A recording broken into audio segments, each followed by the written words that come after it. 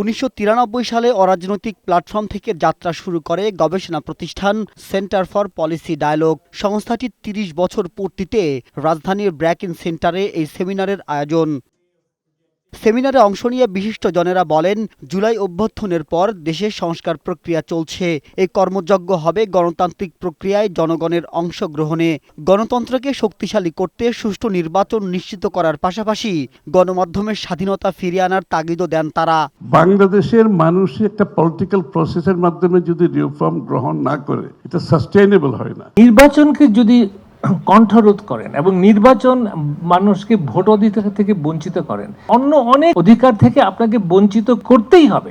সিপিডির প্রতিষ্ঠাতা চেয়ারপারসন রেহমান সোবহান বলেন, বরাবরই সিপিডি গণমানুষের কথা বলে আসছে, আগামীতেও গণমানুষের অধিকার আদায়ে সাহসী ভূমিকা রাখবে। Awami League were willing to come and have a perfectly civilized conversation. সেমিনারে অংশ নিয়ে পররাষ্ট্র উপদেষ্টা তৌহিদ হোসেন বলেন, ঢাকা ও নয়াদিল্লির সম্পর্ক উন্নয়নে ভারতকে বাংলাদেশের দীর্ঘদিনের উদ্বেগ নিরসন করতে হবে। ভারতের গণমাধ্যমে সংখ্যালঘু নির্যাতনের মিথ্যা তথ্য দিয়ে বাংলাদেশের বিরুদ্ধে অপপ্রচার চালানো হচ্ছে বলেও জানান তিনি। ভারতীয় গণমাধ্যমগুলোতে মিথ্যা প্রচারণা চালিয়ে বিশ্বের কাছে বাংলাদেশকে জঙ্গি রাষ্ট্র হিসেবে দেখানোর অপচেষ্টা করা হচ্ছে, যা খুবই দুঃখজনক।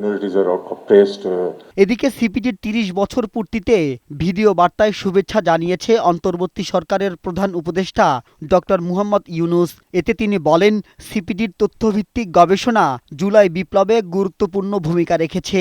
স্রোতের বিপরীতে গিয়ে কাজ করায় এবং সাম্প্রতিক ছাত্র আন্দোলনে সিপিডির ভূমিকায় প্রশংসাও করেন তিনি। সিপিডি সবসময় স্রোতের বিপরীতে দাঁড়িয়ে স্বাধীনভাবে চিন্তা করেছে এবং দেশের স্বার্থে নীতি নির্ধারকদেরকে বিভিন্ন সময়ে গুরুত্বপূর্ণ পরামর্শ দেওয়ার চেষ্টা করেছে।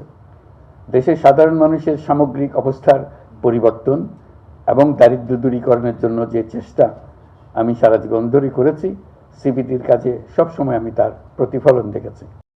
মাহবুব আজমি, বৈশাখী সংবাদ, ঢাকা।